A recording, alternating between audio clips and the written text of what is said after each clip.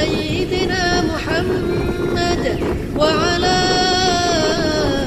آل سيدنا محمد اللهم صل على سيدنا محمد وعلى آل سيدنا محمد اللهم صل على سيدنا محمد وعلى آل سيدنا محمد. Istighfar pula, maaf ya, tak ada lain kecuali istighfar. Man lazimal istighfar, siapa yang memperbanyak istighfar. Astagfirullahaladzim, astagfirullahaladzim, astagfirullahaladzim, astagfirullahaladzim alladzi la ilaha illa huwal hayyul qayyum wa atubu ilaih. Siapa yang memperbanyak istighfar, ja'alallahu lahu min kulli dhiqin makhraja. Kesempitan hidupnya dikasih Allah kelapangan. Hidup ini ada orang hidup yang tak pernah sempit hidupnya. Sempit semua hidup orang. Dulu orang berpikir nanti kalau udah selesai kuliah ini tak sempit, makin sempit tak dapat kerja. Nanti kalau udah dapat kerja ini makin sempit, belum menikah. Nanti kalau udah nikah ini mungkin lapang, makin sempit, tak dapat tunjangan.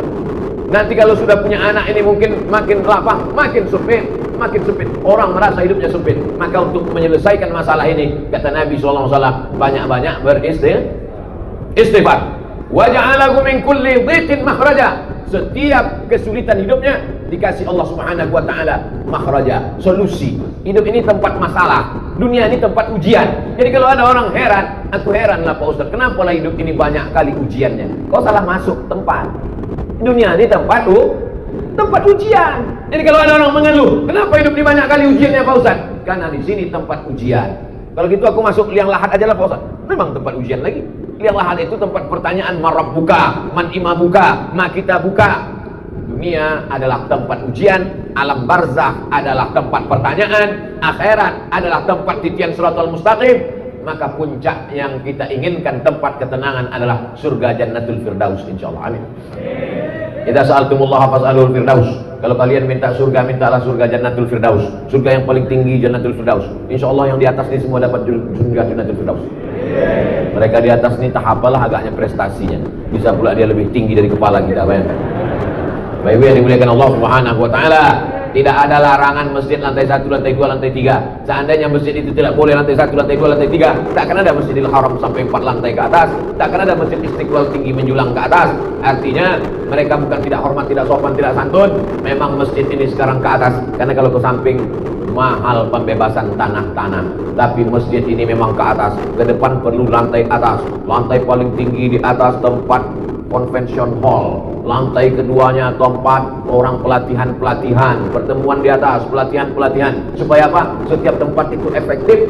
Jangan pernah berpikir cukup masjid sampai sekian. Tidak, ke depan masjid mesti lebih ramai. Kenapa? Karena orang berkumpul di masjid. Manusia di kota paling besar, kota paling hebat kota, tapi jiwa orang kering kerontang. Maka untuk membangun jiwa manusia itu, untuk menyuburkan imannya, untuk memperkuat keyakinannya, maka solusinya adalah masjid. Di kantor dia stres, ditekan atasan. Sampai di jalan sedang suntuk-suntuk, salah tengok rambu, kena tilang pula. Udah jelas-jelas di situ. Ada razia, tapi tak nampaknya. Kena.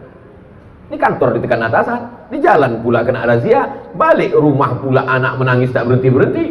Di manalah dia mendapatkan ketenangan? Maka ketika terdengar suara azan maghrib, Allahu Akbar, Allahu Akbar, datang dia ke masjid. Habis kena air wudhu, bersih kepalanya, tenang pikirannya, masuk dia ke masjid. Beban berat hidupnya diadukannya kepada Allah. Allahu Akbar. Tak ada yang lebih besar daripada Allah. Besar masalahmu di kantor, mengadu kepada Allah yang maha besar. Besar masalahmu di rumah, ada Allah yang maha besar. Allahu Akbar. 2 kali dia katakan Allahu Akbar. Habis itu apa kata dia? Allahu Akbar kabira walhamdulillahi katsira. Aku kemarin dipuji-puji orang, sekarang orang tak memuji lagi. Kemarin disanjung-sanjung orang, sekarang orang tak menyanjung lagi. Dulu kalau sambutan ketua masjid, sambutan kepala sekolah disebut namanya, sekarang sudah ada sebut-sebut lagi. Orang yang gila pujian, ketika tak dipuji stres. Nama penyakitnya post power syndrome.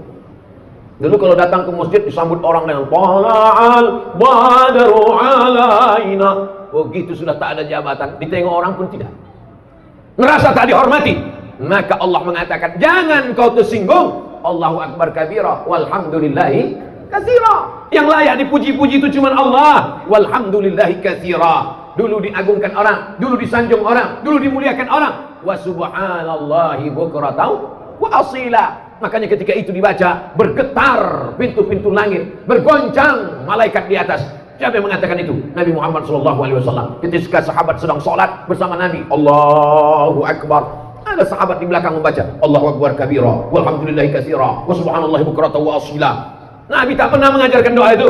Nabi mengajarkan Allahumma ba'id baini wa baina khataayaya kama ba'adta bainal masyriqi wal maghrib. Ya Allah, jauhkanlah antara aku dan dosa-dosaku sebagaimana jauhnya antara timur dan barat. Tiba-tiba selesai sholat, Nabi bertanya, manil qail? Siapa yang membaca doa tadi? Tak pernah doa itu kuajarkan, tak pernah doa itu kubacakan. Tiba-tiba ku dengar ada tadi makmum yang membaca Allahu Akbar kabira, walhamdulillahi katsira, wa subhanallahi bukratan wa asila. Siapa yang membaca? Sahabat pun angkat tangan. Aku ya Rasulullah. Gentleman, mengaku, tidak diam-diam, tidak hanya bersuara lalu menghilang. Aku yang membaca itu ya Rasulullah. Kata Nabi, Futihat Abwaabus Sama, terbuka pintu-pintu langit karena doa yang kau baca. Hadis ini diriwayatkan oleh sahabat Nabi Abdullah bin Umar bin Khattab, anak Umar bin Khattab. Sejak mendengar doa itu, aku tak pernah meninggalkannya walau sekalipun. Allahu Akbar kabira, walhamdulillahi katsira, wa subhanallahi bukratan wa asila. Saya yakin 90% jamaah masjid ini bacaan iftitahnya Allahu Akbar kabira. Betul?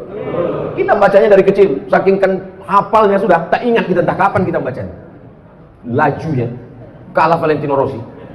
Allahu Akbar kabira, selesai. Salat adalah perenungan, salat adalah khusyuk, salat adalah kesadaran bahwa kita sadar kita sedang berhadapan dengan Dia, bukan berhadapan dengan tiang, bukan berhadapan dengan dinding. Salat adalah kita berhadapan dengan Dia. Siapa Dia? Wajjahtu Dia, kuhadapkan wajahku. Aku bukan menghadap gubernur, aku bukan menghadap presiden, aku bukan menghadap menteri, aku menghadapkan kepada Dia yang menghidupkan gubernur, yang menciptakan presiden, yang mematikan pejabat-pejabat. Yuhyi wa yumit wa huwa ala kulli syai'in. Wajjahtu wajhiya lilladzi fatara as-samawati wal arda hanifan musliman wa ma ana minal musyrikin. Inna salati wa nusuki wa mahyaya wa mamati lillahi rabbil alamin. Kalau sudah kita serahkan semua urusan kita ke Pak Kades, insya Allah selamatlah KTP kita. Amin. Kalau sudah kita uruskan semuanya ke Pak RT, ke Pak RW, ke Pak Wali, insya Allah selamat. Kalau orang begitu yakin urusannya diurus dari mulai RT, RW, Kades, Kadus, Wali Kota, Gubernur, kenapa dia ragu kalau urusannya diserahnya kepada Allah Subhanahu wa Ta'ala? Orang yang bingung dengan urusan dia, padahal sudah diuruskannya kepada Allah. Orang yang bingung dengan urusan dunia, padahal sudah diserahkannya kepada Allah. Sama seperti orang naik pesawat, dipeluknya kopernya. Naik dia ke pesawat, dipeluknya kopernya kuat-kuat. Datang pramugari tanya, Pak, kopernya di atas aja. Enggak, aku takut jatuh. Apa pula kau takut kopernya jatuh? Kau aja pun belum tentu selamat sampai tujuan. Tapi kalau sudah kau ikatkan safety belt, sudah kau ikatkan, apa namanya kalau kita naik pesawat itu? Nah, ikat pinggang, seat belt. Kalau udah kita ikatkan seat belt, maka insya Allah selamatlah kita.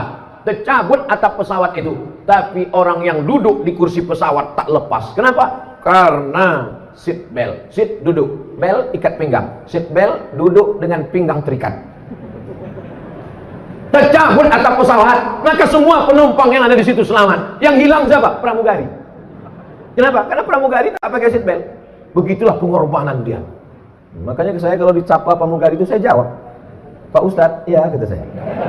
Karena dia udah berkorban untuk kita. Apa ibu yang dimuliakan Allah? Ada ibu-ibu di sini.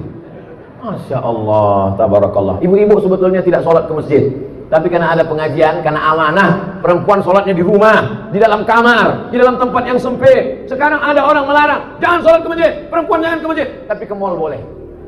Padahal di masjid dia tertutup, padahal di masjid dia dekat dengan Allah. Maka maksud hadis perempuan sholat di tempat yang sempit, di kamar yang tertutup, di dalam rumah, maksudnya kalau terjadi fitnah. Di Palestina tak boleh sholat perempuan di masjid. Nanti ditangkap oleh tentara Israel, diperkosa. Ketika terjadi konflik yang ada di Bosnia, ketika di Rohingya, ketika di Suriah, di Irak terjadi konflik antar kelompok masyarakat, ditangkap oleh ISIS, na'udzubillah, maka perempuan. Tapi di Batam, ibu-ibu di masjid nih, kalau pulang ada tentara Israel di luar.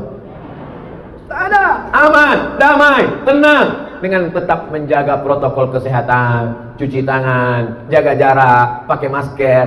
Ustadz ceramah pakai masker, ustadznya tak pakai masker. Nih pakai masker, walaupun didagu. Tak ada nanti orang mengejek-ejek, apa itu Allah ceramah tak pakai masker. Ini tak nampak pakai masker. Jamaah ini insya Allah tak ada mengejek-ejek saya. Tapi kalau di upload ini nanti haters banyak. Bahasa Inggrisnya haters, bahasa Arabnya syaitan. Yang jempolnya begini tuh. Apapun isi ceramah ini lihat. Orang memang dibayar untuk ngasih ini. Tapi biar dimuliakan Allah Subhanahu wa taala. Tapi kita tak peduli pada itu semua, karena amal kita adalah lillah. Lelahku lillah.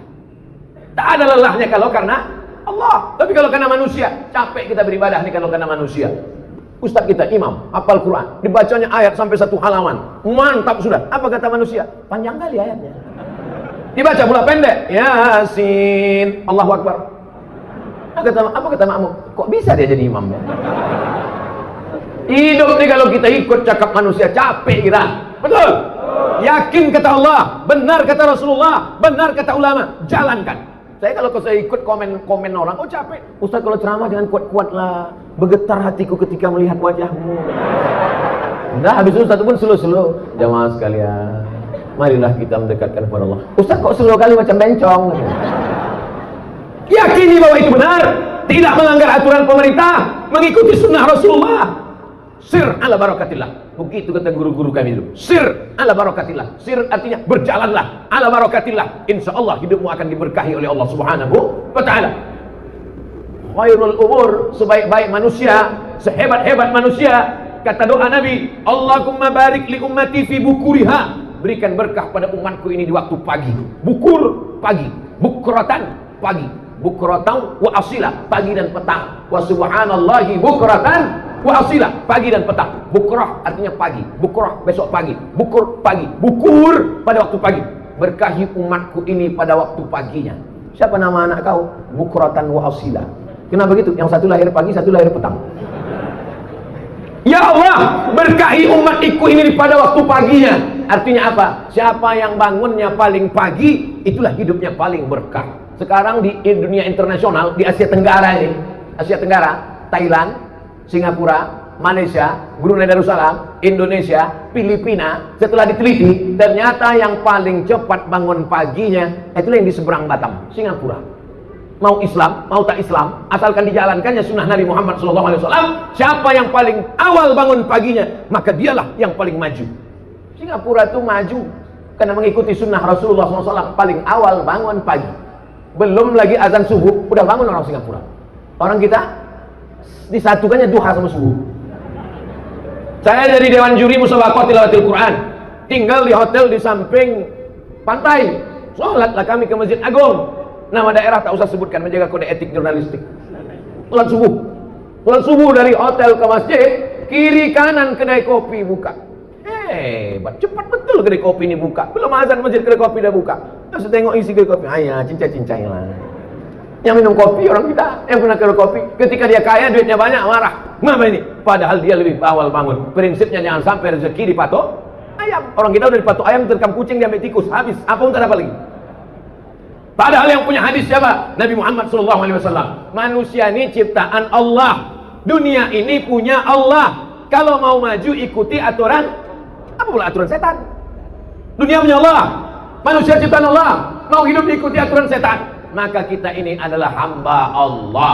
Apa kitabnya? Al-Quran. Siapa contoh teladannya? Muhammad SAW. Siapa teknisinya? Kalau kita punya TV, kalau kita punya mesin, kalau kita punya barang, kita beli ke pabrik, ada juklaknya, ada katalognya. Apa katalog hidup ini? Quran. Siapa model contohnya? Nabi Muhammad. Nabi tak ada lagi sekarang. Lalu siapa kita ikut? Al-ulama warasatul anbiya. Ikuti para ulama. Ulama yang macam mana? Ulama yang takut kepada Allah Subhanahu wa ta'ala. Karena kata Allah dalam Quran, innama yakhshallaha, yang takut kepada Allah min ibadihil ulama. Ulama lah yang takut kepada Allah Subhanahu wa ta'ala. Walaupun dia ahli fisika, walaupun dia ahli biologi, walaupun dia ahli matematika, kalau dalam hatinya takut kepada Allah, maka sesungguhnya dia ulama. Ulama artinya berilmu. Anak-anak kita mesti berilmu, tapi dengan ilmunya itu dia takut kepada Allah. Bukan dengan ilmunya itu dia buat pesawat canggih, tapi justru melupakan Allah. Dengan ilmunya itu dia buat TV mantap, tapi isinya melalaikan kepada Allah.